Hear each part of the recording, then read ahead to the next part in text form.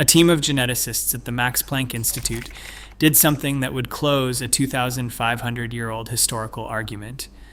They pulled DNA from 82 ancient skeletons buried across 12 archaeological sites in central Italy. Then they compared those genetic markers to every major ancient civilization on record: Phoenicians, Lydians, Mycenaean Greeks, Egyptians, Anatolians, Romans. The results came back. Only one civilization matched. And that single match settled a debate that had been raging since the days of Herodotus. For 2,500 years, historians fought over where the Etruscans actually came from. Herodotus, writing in the 5th century BCE, claimed they sailed west from Lydia in what is now Turkey, fleeing a famine under a king named Tyrannus. Dionysius of Halicarnassus, writing 4 centuries later, called Herodotus a fool. He insisted the Etruscans had always been Italian. They were autochthonous, born of the soil they stood on. Their language and customs, he argued, shared nothing with Lydian. The two greatest historians of the ancient world disagreed completely, and there was no way to settle it until ancient DNA could speak for the dead. The Etruscans were not a small footnote in history. They built the foundations of Rome. They controlled most of the Italian peninsula from roughly 800 BCE to 100 BCE. They drained the swamps that became the Roman Forum. They taught the Romans how to read, how to build arches, how to read the future from the livers of slaughtered animals. Then they vanished as a distinct civilization, absorbed by the empire they had helped create. And they left behind a language no one could read. Etruscan is non-Indo-European. It has no living relatives. It does not connect to Latin, Greek, Celtic, Germanic, or any other branch of the Indo-European family that conquered Europe. Linguists could chip away at it. They could not crack it. So the question was simple, and it had 2 answers, and only one could be true. Did the Etruscans come from Anatolia, dragging a strange Eastern tongue across the Mediterranean? Or did they grow up out of the Italian Bronze Age, a survival from before the Indo-European wave swept through? For most of the modern era, the Anatolian theory had the upper hand. In 2007, a paper in the American Journal of Human Genetics seemed to clinch it. Antonio Achille and his team sampled 322 modern Tuscans from 3 regions: Merlo, Volterra, and Casentino. The village of Merlo lit up the screen. 17.5% of its mitochondrial lineages were Near Eastern. Around 5% of Tuscan haplotypes were shared exclusively with people from the Near East. Herodotus, it seemed, had been right after all. Then ancient DNA arrived. Ancient DNA does not lie. The Post-TH study, published in Science Advances in September 2021, did something the older studies could not. It read the genomes of actual Etruscan skeletons, not modern Tuscans, the dead themselves. 82 individuals were sampled from 12 sites across Etruria, proper, and southern Italy, spanning almost 2,000 years of continuous occupation. Iron Age, Etruscan civilization at its peak.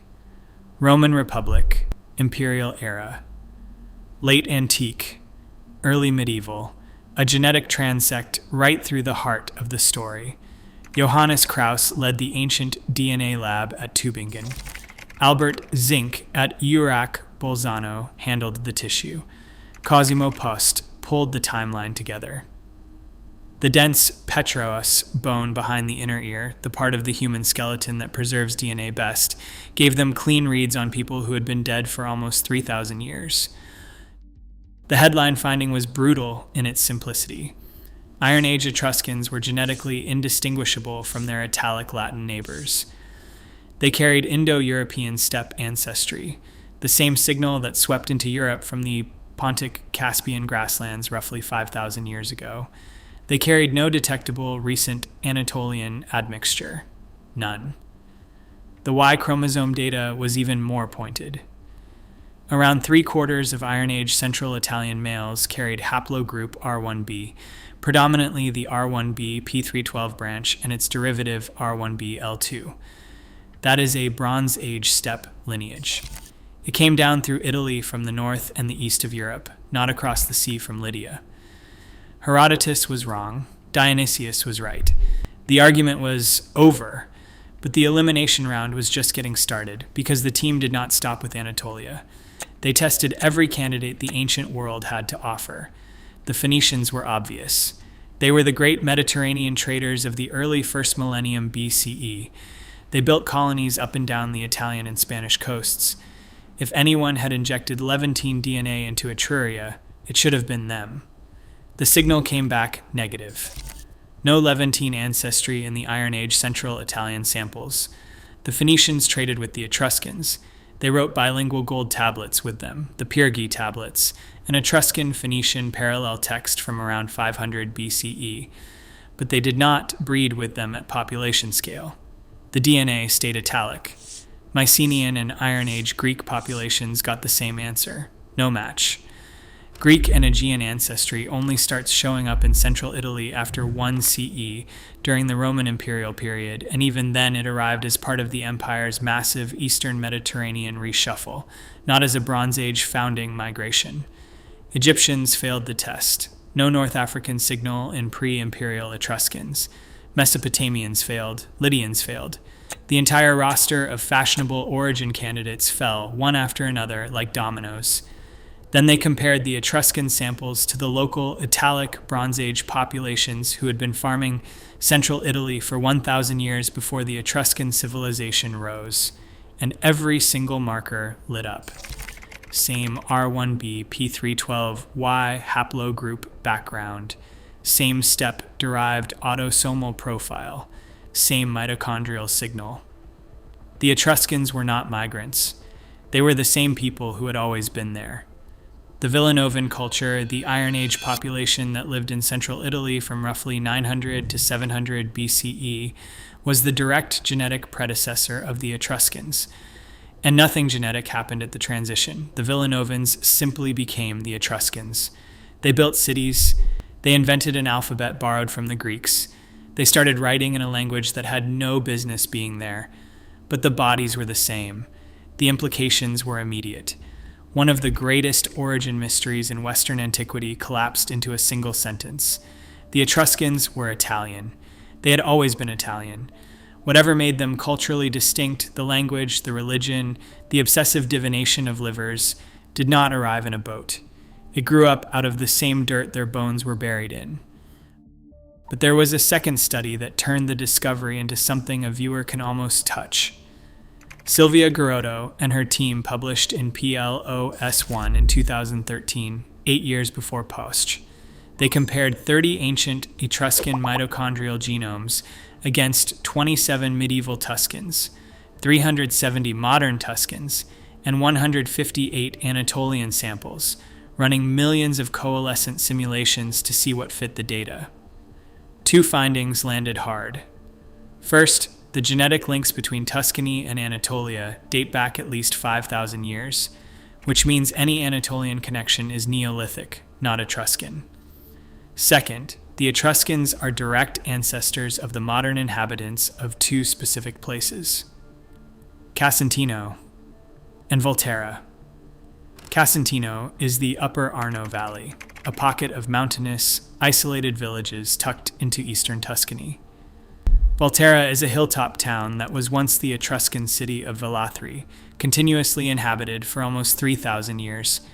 In both places, the same mitochondrial haplotypes that show up in Iron Age Etruscan tombs are walking around inside living people today.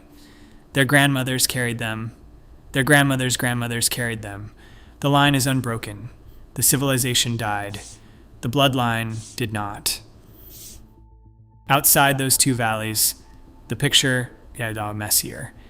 Modern Tuscans as a whole carry a heavy overlay from the Roman imperial era, when central Italy abruptly absorbed something close to 50% Eastern Mediterranean ancestry. Slaves, soldiers, freedmen, traders, all were reshuffled by an empire that moved bodies on a continental scale. The Merlot signal that Achille measured in 2007 turned out to be exactly that. It was not a Bronze Age echo of Lydia. It was Imperial Roman drift in a small, isolated village, dated by a follow-up study from Brisighella group to between 1,100 and 2,300 years ago. Post-Etruscan, not pre-Etruscan, the signal was real. The interpretation was wrong. So the case on origins is closed, but the language refuses to die. This is where the story stops being a tidy detective novel and starts being something stranger. Etruscan DNA is Italic. Etruscan language is not. Linguists place it in a proposed family called Tyrsenian, alongside two other ghost languages. Rhaetic was spoken in the Alps until the Romans absorbed the speakers. Lemnian is attested on a single funerary stele discovered on the Greek island of Lemnos in 1885, dated to the late 6th century BCE. The Lemnos stele is so close to Etruscan that linguists agree the two are related, but Lemnos is in the Aegean and Etruria is in the middle of Italy, and the genetic evidence says no one moved between them at any meaningful scale. The cleanest explanation that survives the genetic data is this. Tersenian languages, Etruscan, Rhaetic, and Lemnian, are linguistic fossils. They are survivors of a pre-Indo-European substrate that once stretched across much of Europe and the Aegean before the steppe expansion buried it. The bodies of the Etruscans got swept up in the Indo-European wave, their genes absorbed into emerging Italic populations. Their tongue did not. Somehow, in the central Italian highlands, a language older than Latin, older than Greek, older than the chariot itself, hung on. And it kept being spoken until the Romans finally smothered it around the start of the Common Era. Their DNA matches their neighbors. Their language matches no one alive. That is the paradox the Posth paper called an intriguing and still unexplained phenomenon. A population that adopted or refused to give up a tongue that had no business surviving the Bronze Age. The Liber Lentius, the longest surviving Etruscan text, is written on linen wrapped around an Egyptian mummy now sitting in a museum in Zagreb. It contains 1,200 words, mostly readable phonetically, almost entirely opaque in meaning. The Pyrgi tablets, the gold leaves with parallel Etruscan and Phoenician text, gave linguists a foothold but not a key. 2.5 millennia after the language went silent, scholars can pronounce the words. They still cannot fully translate them. There is one more layer worth standing inside for a moment. The Posth team did not just close the origin question. Their transect kept running forward in time through the fall of Rome into the early medieval period, and they watched the genome of central Italy keep reshaping itself. After the imperial reshuffle came the Lombards, the Goths. Northern and Central European ancestry trickled back in. The modern Tuscan profile only stabilizes around the early Middle Ages, almost 1,000 years after the last Etruscan inscription was carved. The genetic story of Central Italy is a story of layers stacking on layers. And underneath all of it, the original Italic Bronze Age signal is still present, still measurable, still surfacing in the isolated valleys where imperial reshuffling never reached. That is what makes Casentino and Volterra so striking. They are not symbolic. They are statistical. When Girotto's coalescent simulations ran millions of times over the data, those two pockets kept lighting up as the only places in modern Tuscany where you can draw a clean genetic line back to the people in the Iron Age tombs. Everywhere else, the line is tangled. There, it is straight. So when geneticists compared Tuscan DNA to every ancient civilization on record, only one matched. Not the Lydians Herodotus pointed to, not the Phoenicians who docked in their harbors, not the Greeks who taught them their alphabet, not the Egyptians whose linen they wrote on. The only population that matched the Etruscans was the Italic Bronze Age population that had been standing in the same valleys for 1,000 years before the Etruscan civilization rose. The answer was hiding in plain sight the entire time. Dionysius said so in the 1st century BCE. Ancient DNA confirmed it in 2021. And the people of Casentino and Volterra, walking past the tombs of their ancestors on the way to work, were the proof anyone could have touched, if they had only known what to look for. The civilization is gone, the language is unreadable, the bloodline is still here.